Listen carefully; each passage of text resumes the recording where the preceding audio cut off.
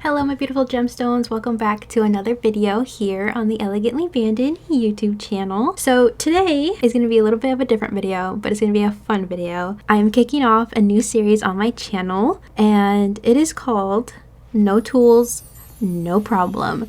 So this is going to be really fun and very helpful for those of you who are dabbling in jewelry making, and I just want to be someone you can come to for good tutorials but also doable tutorials. After being in this hobby for some time, you kind of forget not everybody is starting with the same tools that help the process go a little smoother. I don't want to promote spending your money on all of these little minuscule tools and things you may not even want to use. So today we are going to make a ring like this one. It is the single bead ring, and this one is just a little evil eye. It's really cute, and yeah, so we're going to make this kind of style ring today.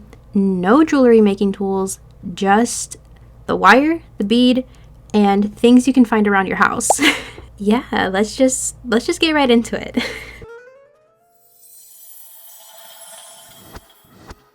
Alright, so the wire I am using is of course the wire elements from the Beadsmith. This is my favorite. It is 20 gauge and just perfect for making rings. So today I'm here with this nice gold color, and then my beads. I have these cute little ones organized here because I have a bunch of rings I need to make, so I'm gonna take one from there. And this is it. This is what we're starting with. So if you're going out to the craft store, you're gonna want to get you some wire, 20 gauge. Doesn't have to be the brand that I use in a typical bead. You got to make sure that it's gonna be able to fit in there. All right, so that is all we have for materials, and now we're gonna get into the no tools, no problem part. So in place of the ring mandrel, we are going to use a nail polish top. Now this is actually cuticle oil. OPI not sponsored. If you see all of the scratches and stuff in here, the weird wear and tear for some reason, this is because this is literally what I was using when I started making rings, because I did not want to go buy a ring mandrel. I wasn't sure if it was a hobby I was going to stick with or even like. I started out making wire wrapped rings, but with crystals. I did not use beads when I first started. So I had crystals and I would just wrap the wire around that. But yeah, this is literally what I started using when I was making rings. We're bringing her back today for a special little feature. If you do not have nail polish, you don't use nail polish, you can use a marker, you can use any makeup tubes that you may have, lipstick, mascara, anything circular that you can think of literally is going to work for this. You just want to make sure that you can hold it, there's enough space for your hands and for you to maneuver around it. All right, and next, I love my wire cutters, but today we are just going to use a pair of scissors I found in the kitchen. So get you some scissors, something circular, and we are good to go, guys. We are going to get right into it. So from here on out, it is going to be very, very similar to my videos I made on these rings. If you have not seen those, go and check them out. But you know, we're gonna have fun with this stuff here. So I am assuming here that you are making rings for yourself. When I first started out, I was making rings for myself, and what I went and did was estimate how many times I would need to wrap around and try it on and then take it off, and it was a whole process. I eventually figured out that my size was about here, which I'm assuming is an 8 now that I know that is my ring size. Obviously, if you need something smaller, you got to find something that is going to work better. If you need something bigger, again, you adjust as you go. All right, so I'm just going to go ahead and unwrap like 4 times here, and we're just going to make a ring with whatever we are able to do. 1, 2, 3, 4. I will give you a tip here. For rings like this style, I will unwrap 2 times for anything under a size 5, and I kind of increase as the numbers go up. So that's where I start, because obviously you don't want to waste all your wire.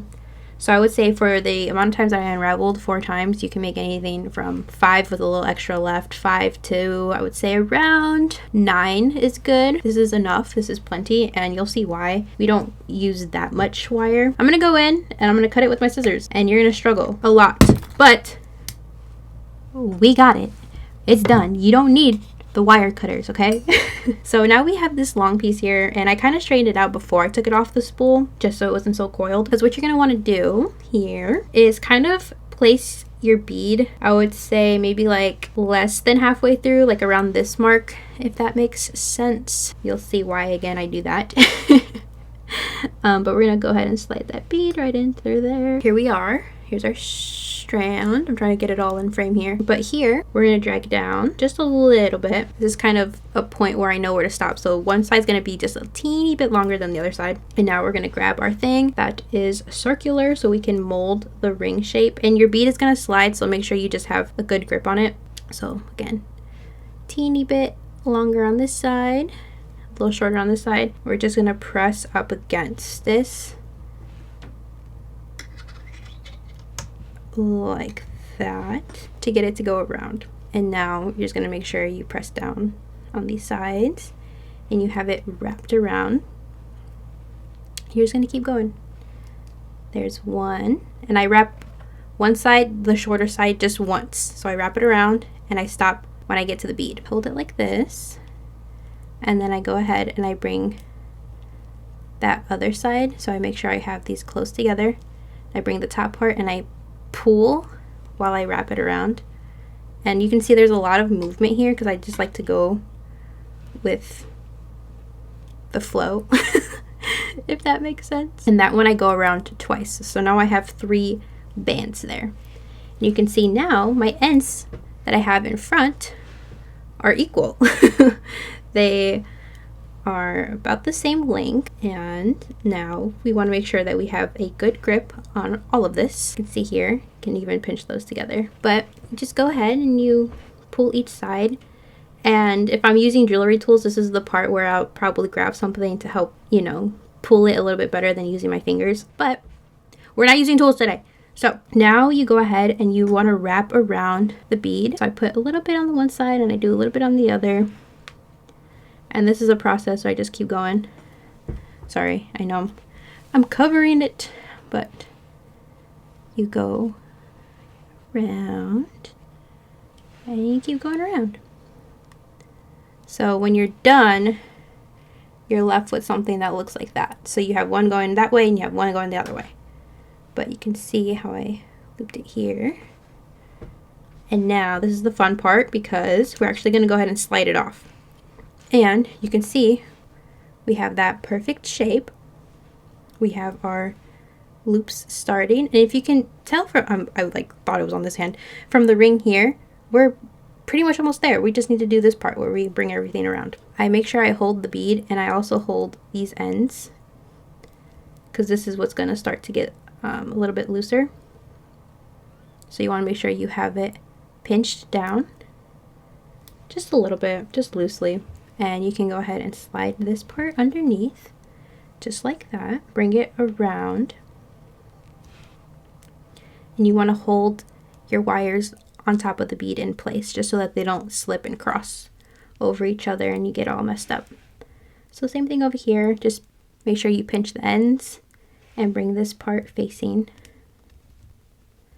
down all the way around. It's hard with longer nails to like get a hold of everything, but here we go. We're all good. So this is what you should have at this point. You have still, your circle is in good shape. You can see some of the wires have moved around a little bit, but that's okay. We're not done yet. We have our little thing sticking out. But now we're going to go ahead and we're going to put it back on the little ring mandrel. Put it back on a nail polish top. And I know that I kind of started my ring around this point, but once you pull this tighter, it's going to be a little bit bigger than you anticipated. When you're using a ring mandrel, you'll have a better grip because they're bigger in size. You know, this is very small, so I don't have the ability to like stretch out as much as I want to. So the size might be a little bit different than what I was going for, but this looks around the point where I had it. Next, you're going to go ahead and make sure you push down on these little wires around the bead so that they are where you want them.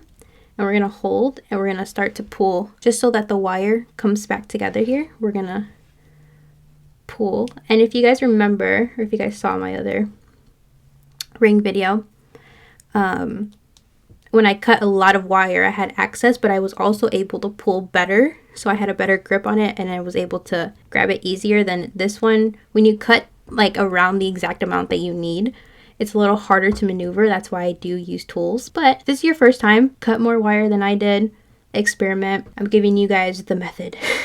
So adjust as you need to, of course. Next, I'm going to go ahead and do the other side. So I want to just make sure that these wires here are pitched together as best as I can. And we're going to kind of move things however's comfortable for you. And we're going to pull this side to be close. So you can see that wire's coming in there. So we have the gaps getting closed a little bit, starting to take more of a ring shape now. And like I said, you can close everything together better while you pull. That way you can make sure everything is going to connect the way you want to. But now at this point, everything's kind of secure, so you can go ahead and take it back off. And this is what you're working with. And the last part here is just to do those little coils. So again, you can reshape in at this point the circles around the beads if you need to. These little wire wraps around the bead, if they're too loose, if they don't look right, you know, tighten, you know, do what you gotta do. But at this point, everything's kind of good, and you're gonna want to make sure your wires are close together. You're gonna go ahead and pull this wire right here, right underneath, just like we did that first time. And there's the one coil. You're gonna see that your wire is a little wonky looking, but trust, it's because the grip that I had on this was not that great. But you're still gonna get the same end result. Like, it doesn't have to look perfect. That's not the point of this, because no one's gonna see the bottom part, honestly. You know, I make these rings all the time and they all look so completely different because just the way that the wire decided to bend that day, you know. I was gonna say this one here is actually, you know, you can see the crossing over of some of the wire in there. It's not perfectly flat like this one is all perfectly flat. They did all come out very different, but like I said, no one even sees that part. So don't worry too much if it looks a little weird to you. But now we're gonna go here on this other side. Again, make sure we can put it back on even, just to make sure that part is all good and secure. See, mine is a little loose on this side, so I'm gonna go ahead and try and tighten up a little bit more. So now you can go ahead, bring that part under. And you can see I wasn't holding the top bead, so it flopped off, but no worries. Go ahead and fold it back that way. I wasn't following my own rules. Oh my goodness, what am I doing? I'm losing it. And this is going to be the final one. We bring that wire back and around. And there you go. You have your ring basically almost done.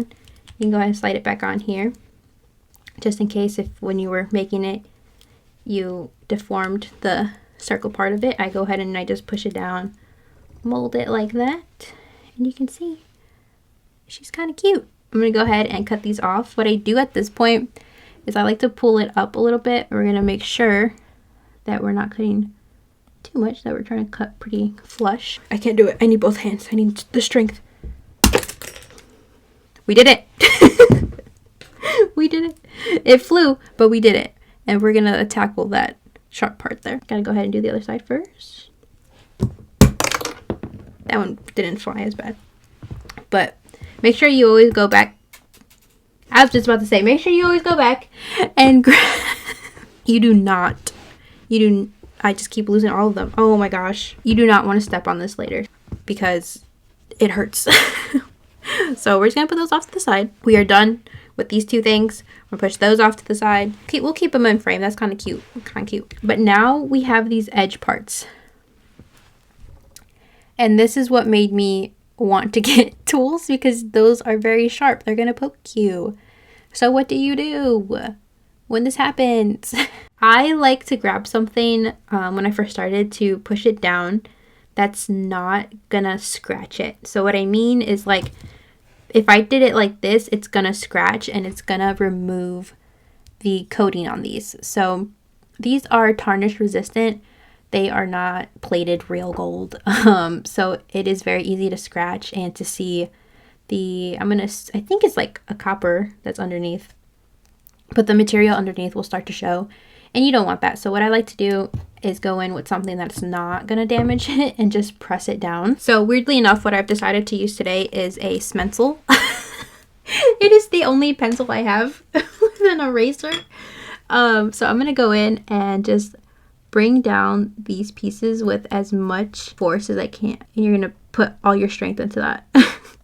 Literally all your strength. Okay, so that one actually came down pretty decently. So now I'm going to go over on the other side and I'm going to do the same thing. Now that I pressed down the edges, they are not as sharp as they were. They're still a little sharp. What I did with that when they were like kind of picking out a little too much, I would file them. I do not have a file small enough anymore. I stole my mom's file and I wore that thing down because it was like a really skinny file. It kind of looked like this. It had like a point to it, so that's what I would use to kind of not have that sharp little point. So maybe if you have a file, you can get it a little bit better than I did, but I'm still very impressed, you guys. We managed to do it, and it wasn't that hard. I would say it was not that difficult, but yeah, we were able to do it, guys. Look at it. It looks great. You can see there are little gaps here in the ring, but that's okay. Again, when you put it on, no one is going to see that, but gorgeous color, and I like the way it looks against the gold. It looks really good. But yeah, you can see we got the swirls going around, we got the coils. You know, we did what we came here to do. We did it. And without any jewelry tools, you guys, it is possible. So yeah, thank you guys so much for joining me. It is possible to make jewelry without all the jewelry tools and gadgets. So I hope this was helpful, and I hope you guys are able to try it out. Let me know how it goes. If you have any questions for me, please leave them down in the comments and I will get back to you. But yeah, that's all for this week's video. If you like this series or I should do more like this, let me know. Let me know what you guys want to see. This is the first one. This is something I'm trying out. I thought it would be fun and also a little bit of a challenge for me. I got very used to using all of my little tools and stuff. So I am going to go and fix this with my pliers right now. It's a little sharp, but for you at home, you got this, and I'm hoping you have a file. All I have are like those gigantic files. You know what I'm talking about? Like, I'm just gonna scratch up the whole ring. So I'm not even gonna try. But yes, that is all, guys. Thank you guys so much for watching, and yeah, have an amazing day.